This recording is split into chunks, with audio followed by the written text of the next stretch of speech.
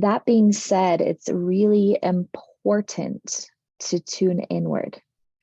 I think that a lot of times in the hustle and bustle of the holiday season, we can get really distracted by what the entire world is telling us to do, whether it's obligatory gift giving or obligatory family time or setting New Year's resolutions. And I think it's really funny that in especially Western society, right, we get all amped up in January about all these things we're going to do.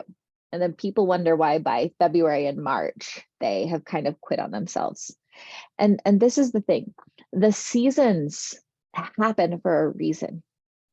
It's a really disciplined part of the earth. We'll talk more about that later, but we always know in all of these different seasons, December, here comes winter, March, here comes spring, July, here comes summer, September, here comes fall. We know these things, right? It's very disciplined and structured, and it's also very spontaneous. We never know when that first winter storm is going to come. We never know how rainy it's going to be in spring, but we do know the seasons will come nonetheless. And yet, instead of listening and tuning into the earth and the seasons and the vibrations, the change, right? We get all caught up in these timelines that don't need to exist. Everybody says the start of the new year, you got to set all these resolutions, and 2023 is going to be this and this and this. And it's like, we are literally, if you think about it, in the middle of what is normally a deep hibernation and reflective season, a time of rest and solitude. We are saying we have to get amped up and ready to go. My favorite time to set my own personal resolutions and goals and map out my year is on March 20th, right before March 21st, which is the spring solstice, when everything comes alive and starts to bloom. But in the winter, my body, my mind, my soul wants rest and reprieve. So of course, as a business owner, I have things mapped out for winter, but it's always much slower. I'm not all gung-ho and trying to do all the things. And whether that's true for you or not, what I'm asking for you to do here is to tune in with yourself. You don't have to set resolutions and do all these things on January 1st just because society tells you you do. You can do it in your own way and in your own timing. And if your body's calling for rest right now, let yourself rest. It's safe to be. And that goes with everything. Whatever your family does for the holidays, you always have the option to do what you need to do, what's best for you. If you love going and participating in the holidays, but you need your own space, you can totally get your own hotel room or Airbnb. If you need to dismiss yourself from holiday things, you can stay home and be alone. If you love doing all the things and being the host, you can do that too. As long as you're tuning in with you and really choosing what's true and right for you in all of these different situations, right? It's pulling back, it's turning inward, it's disconnecting from all the external and all the ideas and all of the things everybody else would have you do, and saying, what is true and right for me right now? What is true and right for me? And I think that the whole idea of this really comes down to a few things, really being able to choose our own thoughts, choose our own beliefs, be our own person, getting away from all of the doing and the achieving and coming back to that stillness, really letting life unfold for us rather than trying to create and control all of these things, right? I was reading a book the other day, and one of my favorite, I've read this book so many times, and one of my favorite lines that always sticks out to me, he's describing, and I'll put the link in the comments so you guys can check it out yourself, but he's describing the flower, right? And the flower that says, what if the flower were to say, to the sun, I need this amount of sun every day or I won't grow. And say to the rain, I need this amount of rain every season or I won't grow. And say to the bees, you have to pollinate me at this and this and this and this time or I won't grow. The flower doesn't do any of those things. The flower simply is the flower. It blooms when it wants to bloom. It receives the pollination when it receives it. It receives the rain and the sun as it receives it. The sun is always the sun. The sun is always in tune with whatever the sun is in tune with. It's not listening to all the external factors of the flowers and the environment and the bees. It just is the sun. The mountain is simply the mountain. If you go out into nature, the deer, the elk, the cats, the dogs, they are just that, just what they are meant to be. They're not trying to be anything different. And I think it's really hard, especially in the society we live in, with all of the different feedback coming into you about how you should be doing, what you should be doing, when you should be doing it. It gets really fucking messy and confusing. My biggest piece of advice to every single person, no matter what career choice, what family circumstance, anything they're in, is to take time daily to be with yourself, to take time weekly to be with yourself, and to take time monthly to be with yourself for an extended period of time, whether it's 24 hours without technology and other people around you.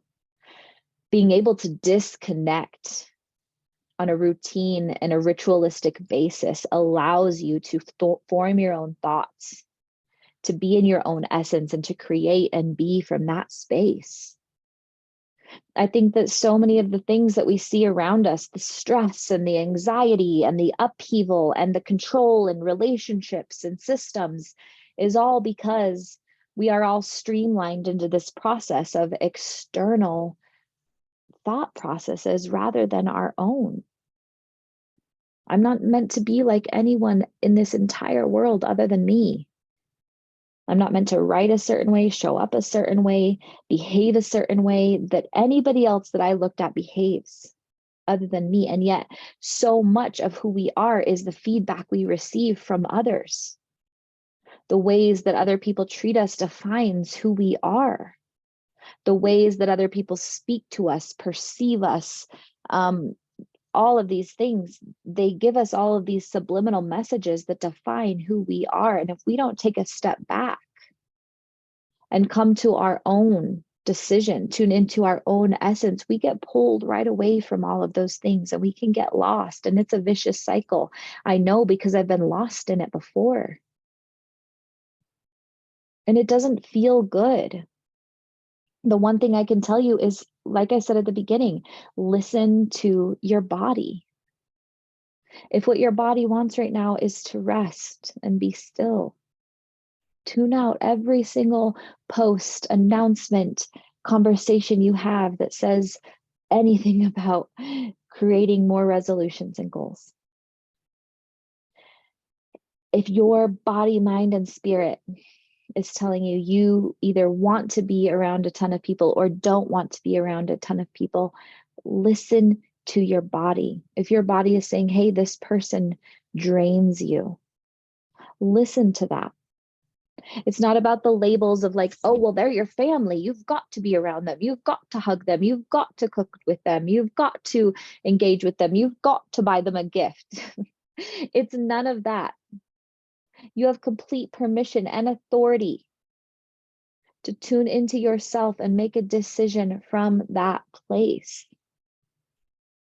This is where a lot of that work comes in, because you're going to notice maybe you make a decision that your body tells you to make, and you're racked with guilt or anxiety. That's okay. It doesn't mean your decision was bad or wrong. It means, okay, I have all of these shadows and inner children inside of me that are saying, I am bad for choosing myself. And we simply sit with them and be with them and work them through it.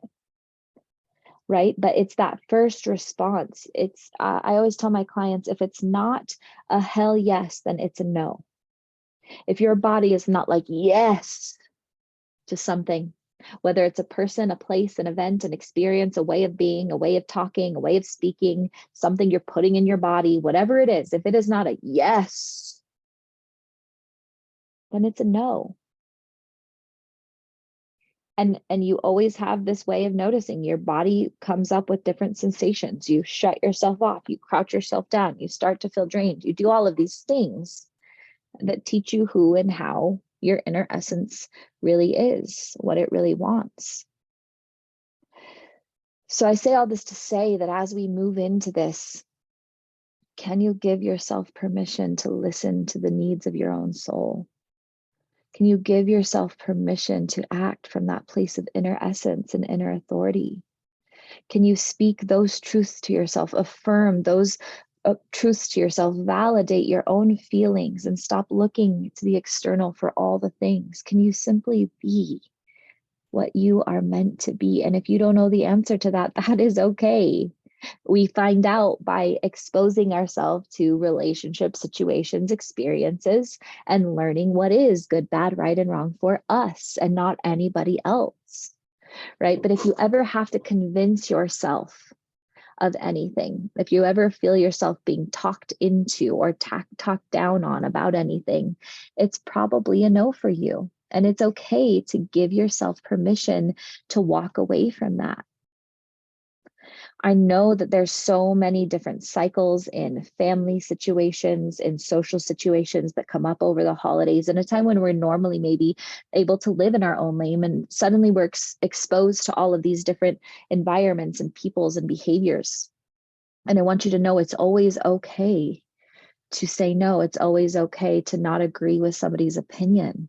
It's always okay to just say, I appreciate your feedback. I wasn't asking for an opinion, or that's totally cool that's the right choice for you. It's not the right choice for me, or interesting that you remember it that way. That's not how I remember it.